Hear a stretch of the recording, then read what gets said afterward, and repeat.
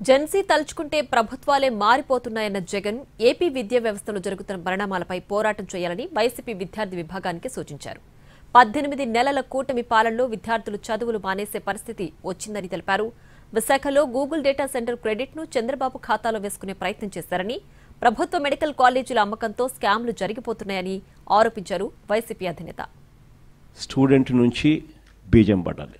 మీరంతా ఇప్పుడు జనరేషన్ జీలో ఉన్నారు. జనరేషన్ జీలో ఉన్న మీరంతా కూడా నెక్స్ట్ తరానికి, భావితరానికి మీరంతా కూడా దిక్సూచులు కాబోతూ ఉన్నారు. రాష్ట్రంలో ఈరోజు ఏం జరుగుతూ ఉంది, ఎలా జరుగుతూ ఉంది, పరిస్థితులు ఏమిటి, ఇవన్నీ కూడా మీకు తెలియనేటివి కాదు. గట్టిగా విద్యార్థులు, గట్టిగా యువత అడుగులు ముందుకు వేస్తే దేశాలలో గవర్నమెంట్లు మారిపోతూ ఉన్నాయి. రాష్ట్రాలలో గవర్నమెంట్లు మారిపోవడం అనేది పాత స్టోరీ అయిపోతే ఏకంగా బంగ్లాదేశ్ లాంటి దేశాల్లో సైతం గవర్నమెంట్లను మార్చేసి కొత్త గవర్నమెంట్లు వచ్చేసే కార్యక్రమాలు జరుగుతాయి. ఆ కైండ్ ఆఫ్ పొటెన్షియల్ ఉన్న వాళ్ళు యంగ్స్టర్స్.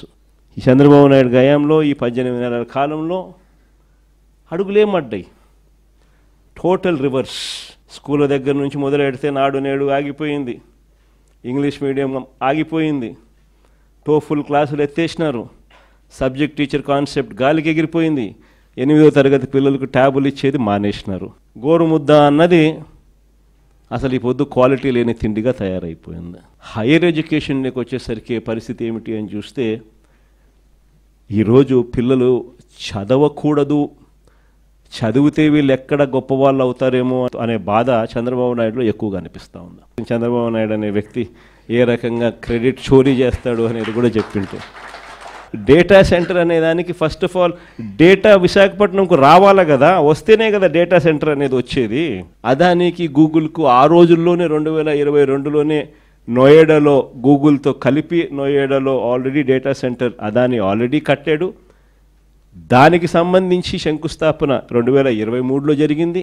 తర్వాత సింగపూర్ గవర్నమెంట్కు 2020 శంకుస్థాపన చేసిన రోజే తర్వాత 3-4 నెలలకే 2022లోనే సింగపూర్ గవర్నమెంట్కి లేఖ కూడా రాసినాం. కేబుల్ అక్కడి నుంచి వచ్చేదానికి మాకు ఫెసిలిటేట్ చేయండి అని. అవన్నీ జరిగితే ఈరోజు గూగుల్ వస్తూ ఉన్నాం. మెడికల్ కాలేజీలు అన్నిటికన్నా నిజంగా చాలా అతి దరిద్రమైన పని చంద్రబాబు నాయుడు ఏదైనా చేస్తూ ఉన్నాడంటే ఇది. ముఖ్యమంత్రి మెడికల్ కాలేజీకి 50 సీట్లు ఇస్తే సెంట్రల్ గవర్నమెంటు మాకు వద్దు అని ఎన్నికలు లెక్క రాసినాడు. మొత్తం 17 కాలేజీలలో 7 మెడికల్ కాలేజీలు రెడీగా ఉన్నాయి. 8,000 కోట్లకు దాదాపుగా 3,000 కోట్లు అప్పుడే ఖర్చు చేసేసి పూర్తిగా కాలేజీలు రెడీ అయినాయి. మిగిలిన 10 కాలేజీలకు పెట్టాల్సింది 5,000 కోట్లు. 5 ఏళ్ళ టైం ఉంది. సంవత్సరానికి 1000 కోట్లు. మనిషికి మనసు రాదు. 5 ఏళ్ళకి కలిపి 5,000 కోట్లు. ఆయన పెట్టకపోతే పాయ, మేము వచ్చినా మేము చేసుకుంటాం.